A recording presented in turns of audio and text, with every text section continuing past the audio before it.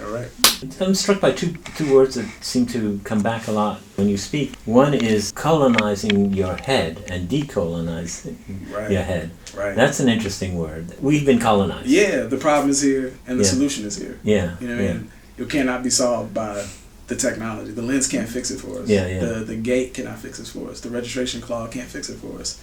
It does what it does. It shows up on the day. It has its own inherent bias. And you can ask it, you can bend it in ways that are appropriate for your story. But it's an inanimate object that basically does what we tell it to do. And so it's mentality that drives. In my own journey, I can't create that journey for anybody else. In my own journey as an artist, in my own practice, decolonizing my mind is a big part of what I think is going to help me get to fully help people fully realize stories. And that's sort of what you're hoping the projects you pick do. Yeah, well, I'm hoping all the projects that I pick are giving me an opportunity to continue to ask those questions, and that the artists that I'm working with understand and appreciate and respect the baggage that I'm bringing to the project, and that they're not asking me to turn my back to the baggage, but they are saying this is another opportunity for you to unpack it, and I'm willing because I'm interested in how you see time and space a story. I'm interested. And I'm willing to allow you to keep unpacking it because I think it can help the story. And that is the second word that I like that you use a lot is unpacking.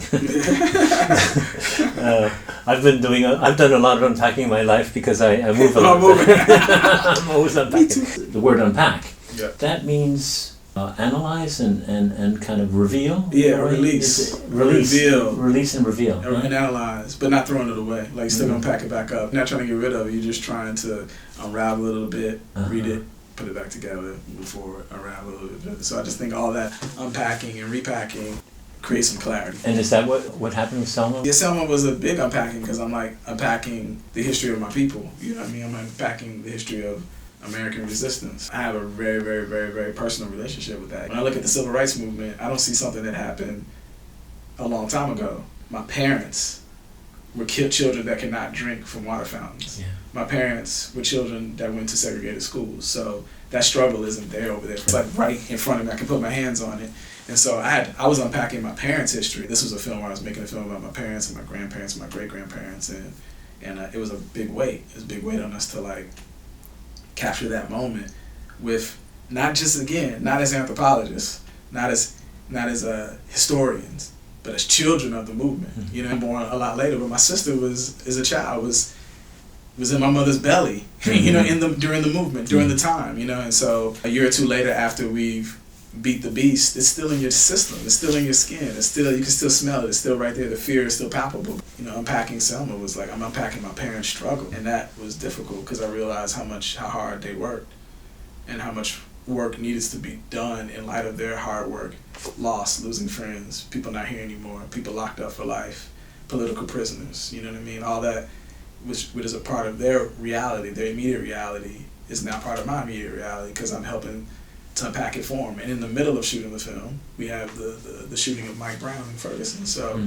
continuing reminder that the struggle continues, and unpacking that for me, it was challenging because I couldn't run from it. I couldn't say, it's just a movie. It was like, no, it's just your story. That's difficult. It's hard to face yourself. It's a great privilege to be able to do that. Definitely learn and do it with a friend. With Ava, you know, for somebody who I really love and I care about, and who I was on a journey with her in her own telling of her parents' story. Her father, God rest his soul, was from Lowndes County, so he watched it all go down. You know, he wasn't a bystander; he was a participant. And so to be out there with him and her mom, who works in Selma every day, you know what I mean, to be there with them was like something.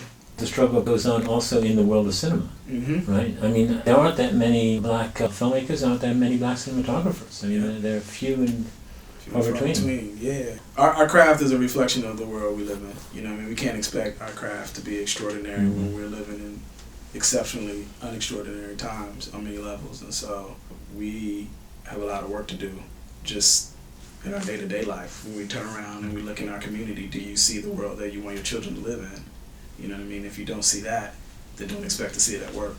We always kind of talk about being on sets and not seeing ourselves, but if the people who are heads of departments or the people that are in front office don't have people of color in their immediate life, then I don't expect to see them around us, you know what I mean? And there might be a token, one of us here and there, but I'm never settled with that, because in my day-to-day life, I'm not a token. I'm one of many beautiful faces, and then that we are, our own particular perspective on life is celebrated, not as the other or the one who's different from us, but the one who's one of us. So it takes a lot of unpacking and unraveling and a lot of community around me to be on sets where I'm the only head of department of color. I'm the only black head of department, and in some cases the only handful of black people or people of color on the whole crew, which is a lot of people. So to be able to go in those spaces and keep my head screwed on tight, it requires a lot of going home and knowing that I have a community that I can say, we got your back. I'm not gonna let it rest, because I'm in the position to remind my colleagues every day that like what you see isn't right, and that if we want change, it's not gonna happen just by watching it. We have to be active. If we want our art form to be a reflection of the world we want, then we have to make it that. It's not gonna, no politician's gonna make us do that. In the context of the African American conversation, we've often been asked to pack away our culture because it seemed because it's been perceived as a threat to majority culture, and that's just not true. If you want us to make a contribution to our society and the world we live in, you gotta let me be a practitioner of my culture. If you don't let me be a practitioner of my culture, we're gonna have a problem. We're gonna have a struggle, and so I think it's worth answering and wrestling with that question so that the next generation can be free to express that without reservation. Our journey is so steeped in resistance and so steeped in struggle that oftentimes we lose sight that blackness is important and that it is a it's been an undercover. It's been an undercover conversation that it is important. It is important for us to have these conversations, and I know they're hard for us to have these conversations because when we say blackness, people frame it as contentious, but it's not. It's who I am, and it's important for me to understand how that is applied and what that means in my practice.